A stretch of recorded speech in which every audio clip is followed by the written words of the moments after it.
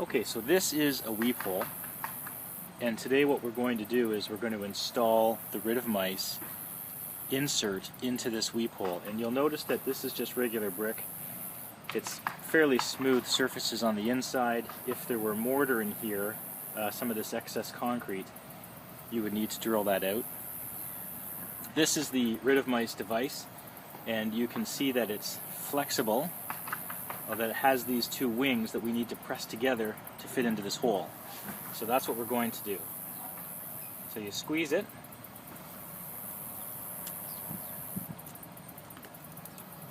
and push it into the hole, and look at how nicely it goes in.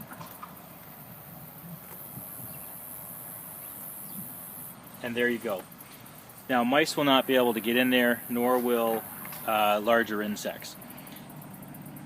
What's important to note is that if it doesn't go into the hole as easily as what you've seen here, what you do is grab a block of wood, grab a hammer, so a block of wood that you don't mind defacing, place it over top, and hit it gently until it fills the hole the way you want it to. So that's how you install Rid of Mice.